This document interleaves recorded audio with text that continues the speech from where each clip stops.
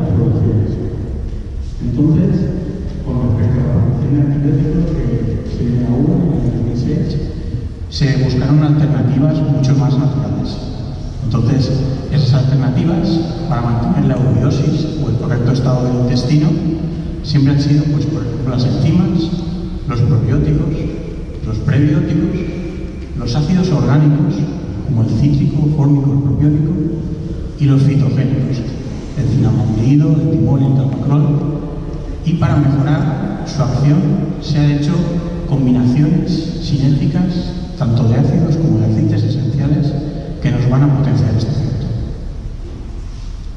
Entonces vamos a empezar un poco como definiendo los ácidos, qué son, sus funciones y sus características.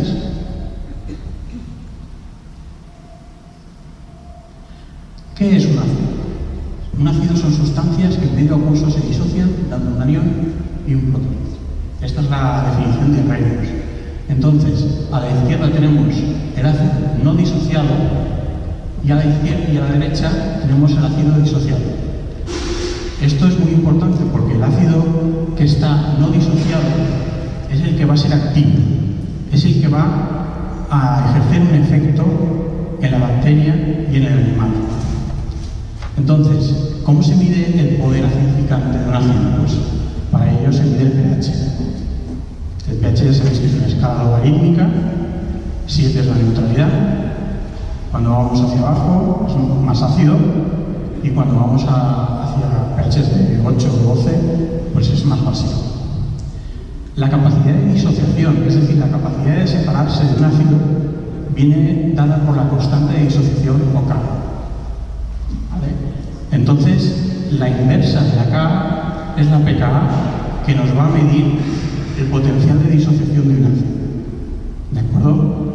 Cuando el pKa es igual al pH, está 50% disociado y 50% sin disociar. ¿Cuáles son las funciones de los ácidos? Esto es muy importante, porque no todos los ácidos sirven para lo mismo. Los ácidos sirven para diferentes cosas. Entonces, tenemos ácidos que sirven para acidificar, para bajar el pH del estómago. Estos ácidos son ácidos fuertes, inorgánicos, que proveen hidrogeniones en el estómago o en el intestino y disminuyen el pH para ayudar al proceso de digestión. Luego tenemos los conservantes. Los conservantes van a ser ácidos débiles, ácidos orgánicos o sus sales, que evitan la descomposición microbiana del alimento. En este caso, pues tenemos al fórmico y al propiónico, que van a ser los conservantes más eficaces. Luego veremos por qué. Luego tenemos también los promotores. Los promotores van a ser ácidos débiles. Lo que van a hacer es regularnos la flora intestinal de forma que van a evitar la proliferación de microorganismos patógenos como los coliformes o Escherichia coli. Entonces, pues como ya hemos dicho, todos ellos trabajan de diferente manera debido a sus diferentes características y combinaciones químicas. ¿Cuáles son las características de los ácidos y qué los hacen especiales? ¿No? Entonces tenemos la volatilidad y la persistencia, que dependen del peso molecular y el punto de ebullición. Cuanto más volátil es un ácido, pues más efectivo va a ser. Por ejemplo, el fórmico. El fórmico es un ácido muy volátil que cuando se volatiliza es cuando más ejerce su efecto. La persistencia va a estar dada por la forma en la que se presenta el ácido, si es en forma de sal o si es en ácido libre. El poder acidificante va a venir por el pH y por la capacidad de disociación. Y la permeabilidad a través de la pared celular dependerá del grado de disociación. No disociado entra dentro de la bacteria y el peso molecular. Cuanto más pequeño es, más fácil será para él entrar dentro de la bacteria. Entonces, ¿cuál es el ácido que menor peso molecular y tiene? Pues si lo veis ahí, tenemos el fórmico, que tiene un peso molecular de 46,3. El fórmico va a ser el ácido que mejor va a entrar dentro de la bacteria. Entonces, ¿cuál es el que menos se disocia? ¿Cuál es el que menos cuanto más alto es, menos se va a disociar el ácido. El propiónico. El propiónico tiene un pKa de 4,88. ¿Lo veis? Entonces, estos van a ser los ácidos que van a ser más eficaces a la hora de matar bacterias o células fúngicas. Otra característica importante es que si queremos hacer un efecto de shock o si queremos ejercer un efecto de persistencia. Si nosotros utilizamos sales de ácidos, obtendremos un efecto de persistencia. Si utilizamos un ácido libre, obtendremos un efecto de shock, es decir, mataremos a las bacterias en el momento, pero luego puede volver a crecer. Sin embargo, con sales, el ácido se va liberando gradualmente y va matando a la bacteria. Entonces es importante también que cuando trabajamos con una sal, no toda la sal es ácida. Es decir, un porcentaje de la sal simplemente es ácido. Por ejemplo, tenemos aquí que 100 gramos de ácido fórmico en 141 de formiato de calcio. ¿De acuerdo? Vamos a ver ahora los acidificantes. Pasamos. ¿Qué son los acidificantes? Son ácidos que disminuyen el pH del alimento en el agua para ayudar a la digestión cuando llega al estómago del animal. ¿Cuáles son los mejores acidificantes? Los ácidos inorgánicos, porque se disocian enseguida y proveen un gran número de hidrogeniones que baja el pH estomacal muy rápidamente. Si veis ahí, el pH del fosfórico es 1,5, mientras que el del cítrico, el del málico, va a 2,2, 2,3 para el fórmico y 2,4. Una vez más, recordaos que el pH es una escala logarítmica, es decir, que sea una unidad más bajo significa que es 10 veces más potente. Entonces, los ácidos con pKa más bajo son mejores ganadores de hidrogeniones.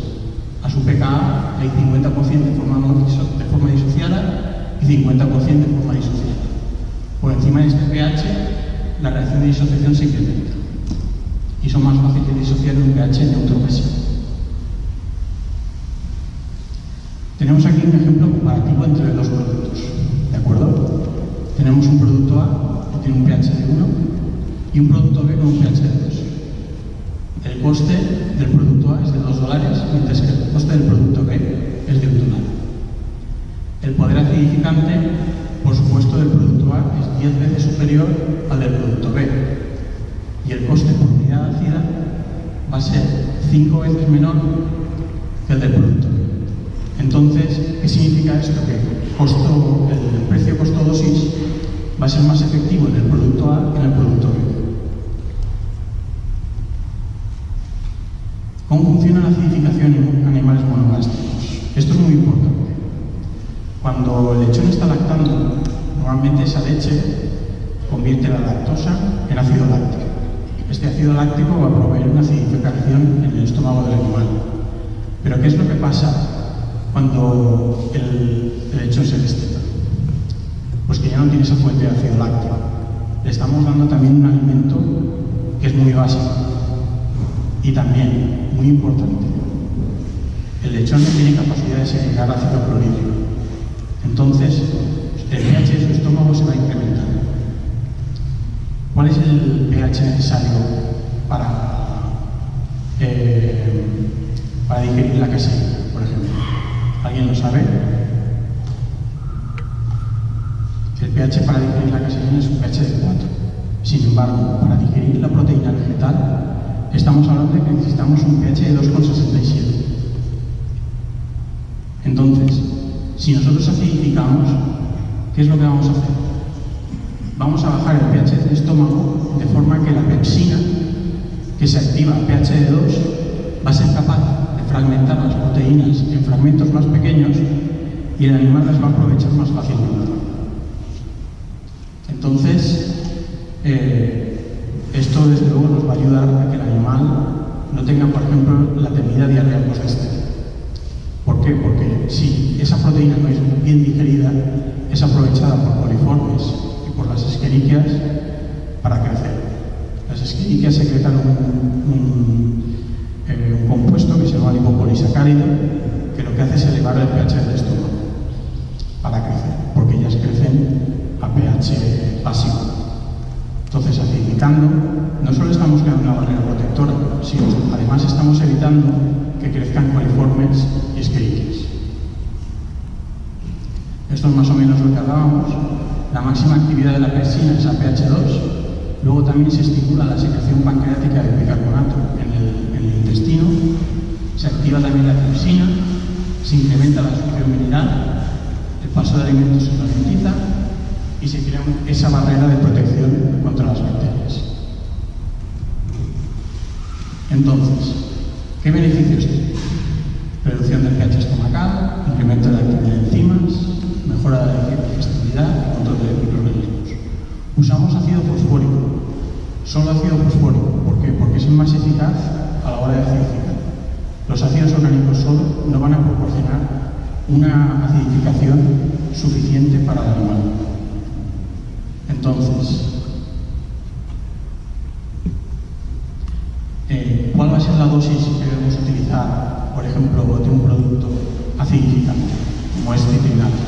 Citrinal es nuestro producto a base de ácido ortofosfórico y una combinación de ácidos orgánicos para complementar el aspecto.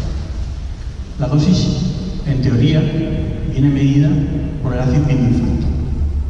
El acid binding factor es una medida de la capacidad tamponante del pienso.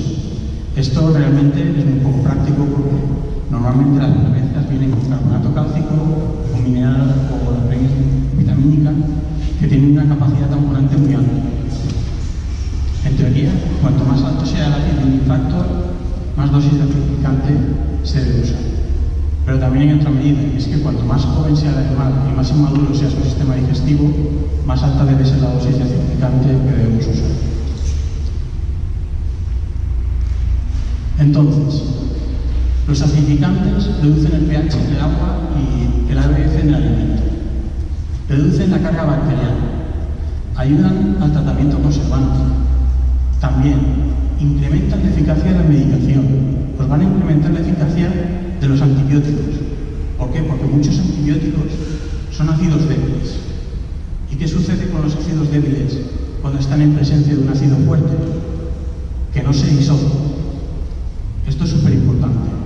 Al no disociarse, están en su forma activa para matar más bacterias. Y, por supuesto, también mantienen el agua limpia. ¿Qué pasa respecto a los conservantes? La conservación de los alimentos son métodos usados para preservar el estado existente, prevenir daños debido a diferentes agentes, químicos, biológicos o físicos. En este caso, los peligros biológicos son los que nos interesan. ¿Por qué son necesarios los conservantes? Pues hay razones nutricionales, para evitar la pérdida del valor nutritivo del pienso. Razones sanitarias, por micosis, por riesgo de contaminación, las temidas micotoxinas. Si dejamos que crezca el moho, nos va a producir micotoxinas. Cuanto más contaminado esté el pienso por hongos, más micotoxinas tendremos y más producción de polvo. El polvo es un indicador de la presencia de micotoxinas. Y luego también hay razones industriales, deficiencias en el proceso de granulación, calentamiento del alimento y alto contenido de humedad. Entonces, pues por supuesto, el alimento es un medio óptimo para que crezcan microorganismos. Eso está claro.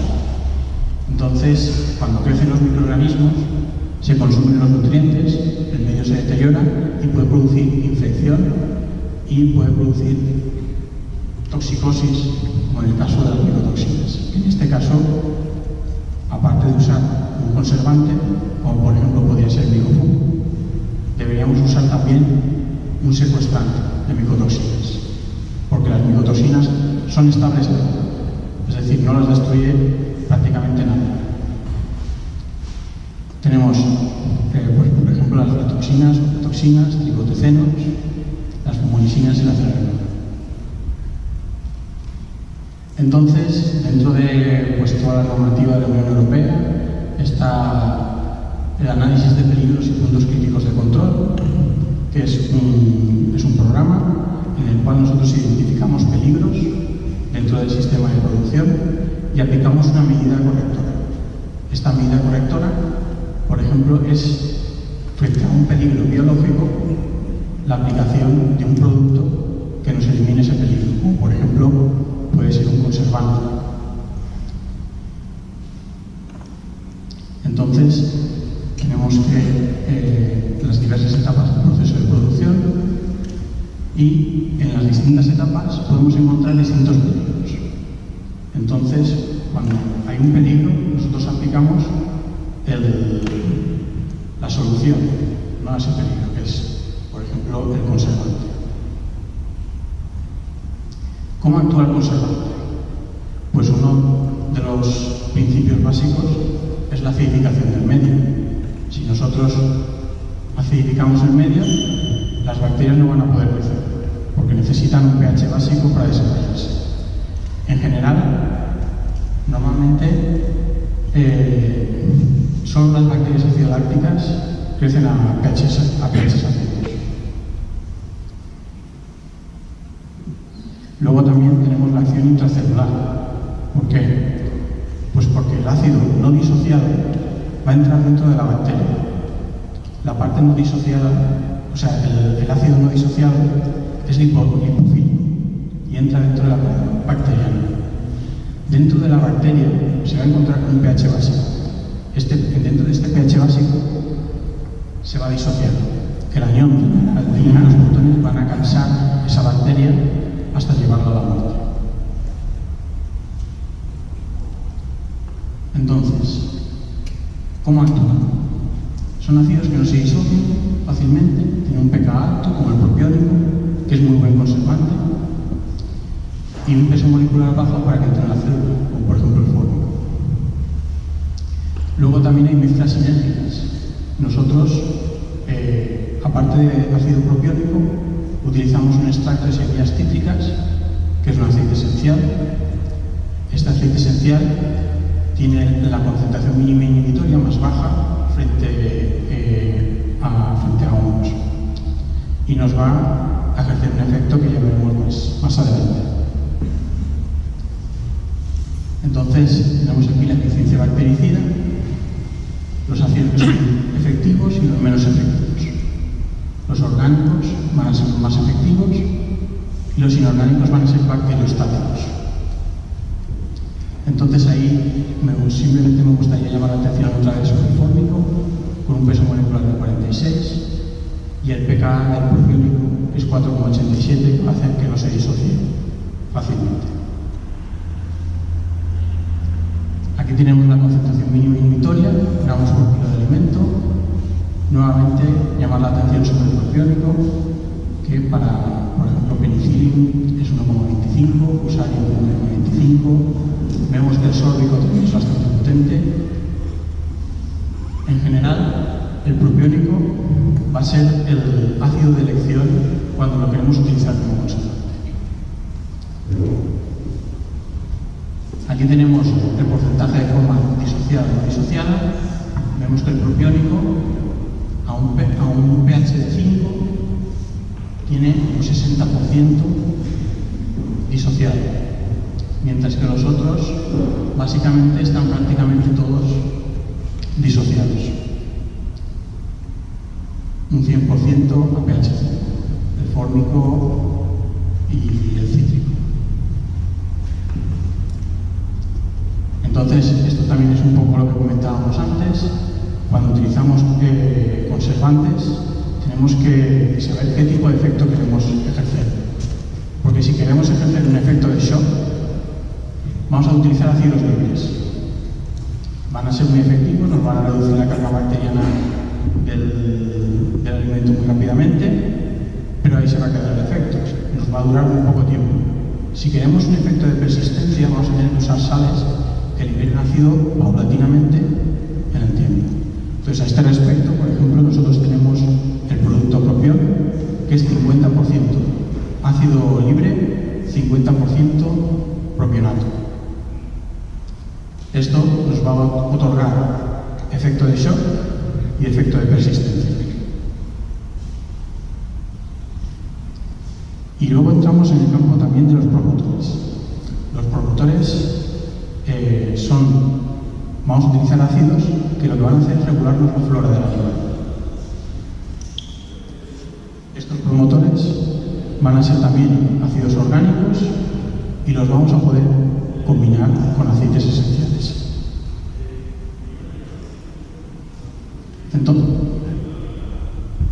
Entonces, debido al exceso de uso de antibióticos, se ha visto muchos problemas de resistencias. Las bacterias, a pesar de que nosotros, si usamos muchos antibióticos, las bacterias desarrollan mecanismos genéticos por los cuales se van a volver inmunes a esos antibióticos, y esas resistencias pueden pasar al ser humano. Ese es el motivo de la prohibición de los antibióticos.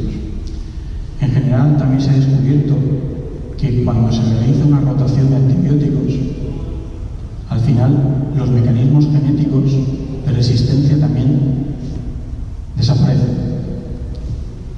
Pero ahora, generalmente, es un problema muy grave. Las enfermedades, lo que estábamos comentando, que las enfermedades animales fueron adquiriendo resistencia a los antibióticos. Se utilizaban antibióticos de amplio espectro, lo que contribuía a generar las resistencias. Y pues también los antibióticos no tienen un efecto higienizante sobre el alimento. Entonces, ¿cómo llegar al intestino? Porque si utilizamos ácidos libres, si utilizamos simplemente ácidos, solo vamos a poder llegar a las partes proximales del intestino, al duodeno. ¿Cómo podemos conseguir un efecto a lo largo de todo el tracto digestivo? Entonces, aquí tenemos el porcentaje de ácido molecular, el porcentaje de ácido no disociado. Vemos que tenemos varios ácidos. El propiónico, como siempre, es de los más efectivos, junto con el fórmico. Pues podemos combinarlos con aceites esenciales. Los aceites esenciales son compuestos formados por varias sustancias orgánicas volátiles que se producen y se almacenan en los canales secretores de las plantas.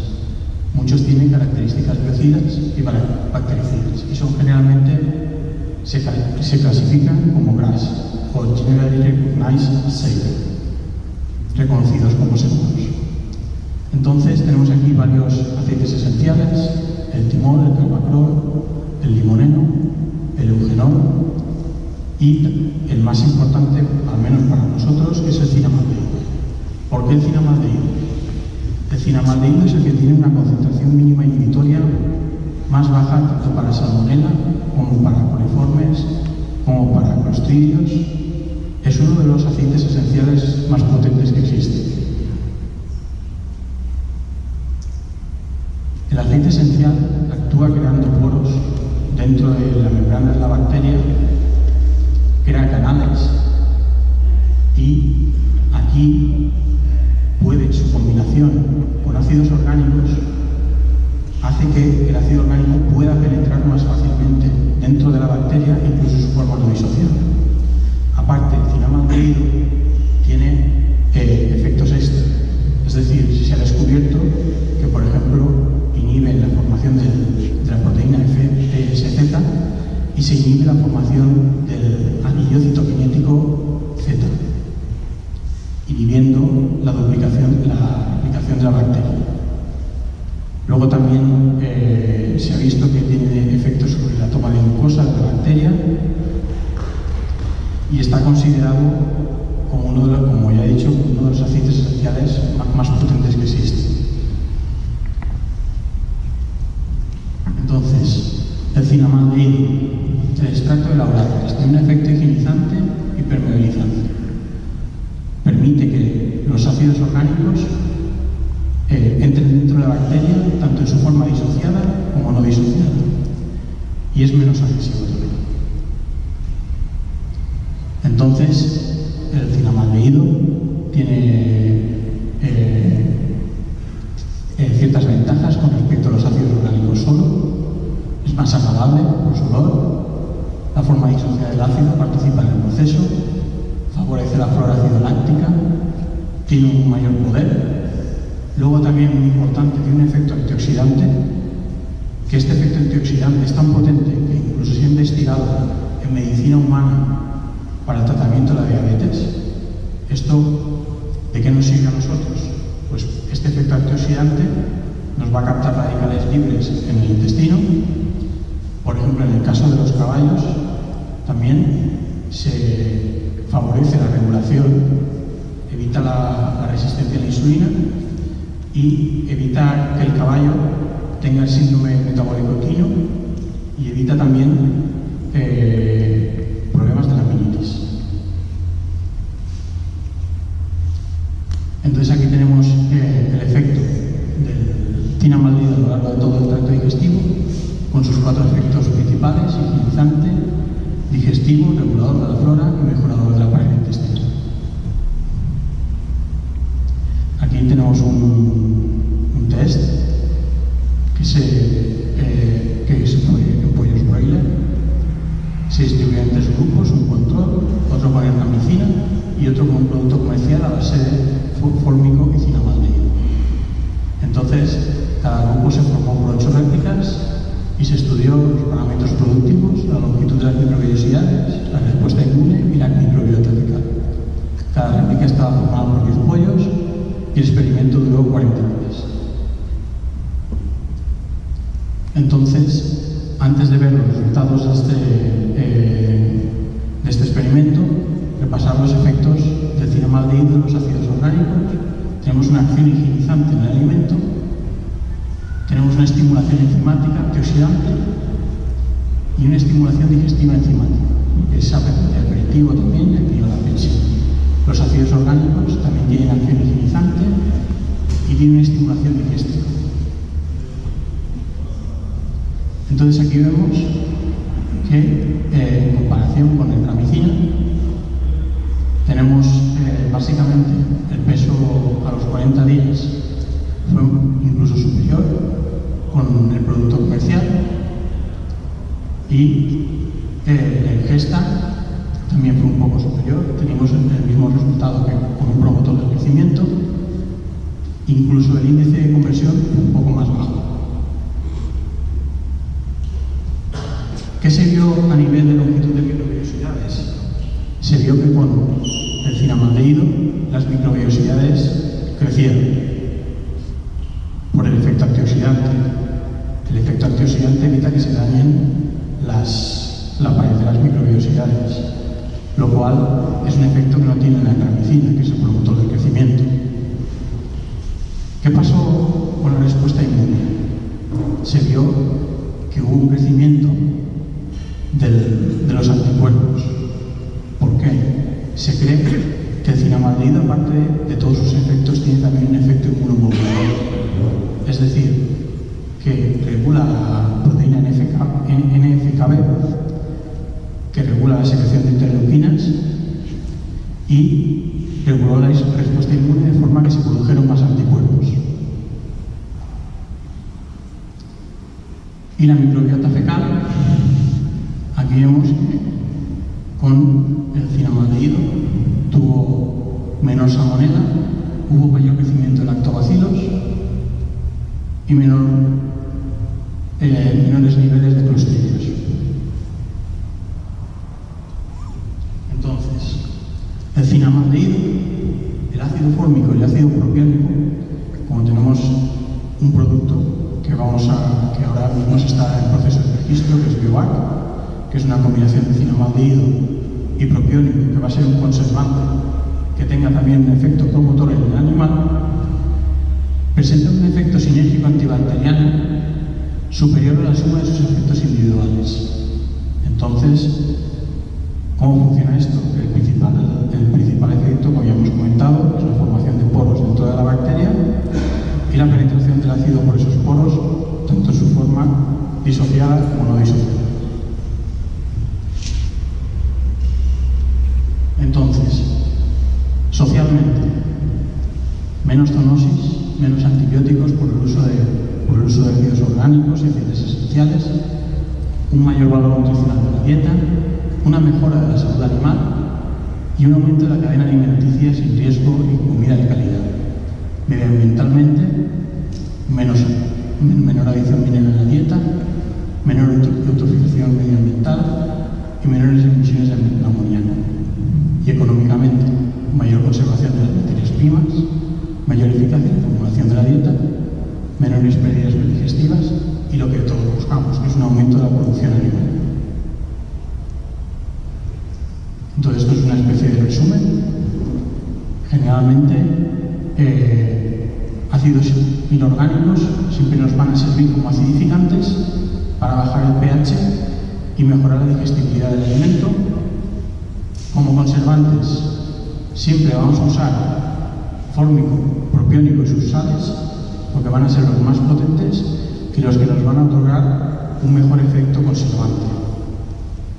Luego también están los promotores, que son ácidos débiles también, en su combinación también con aceites esenciales, y utilizamos fórmico y propiónico.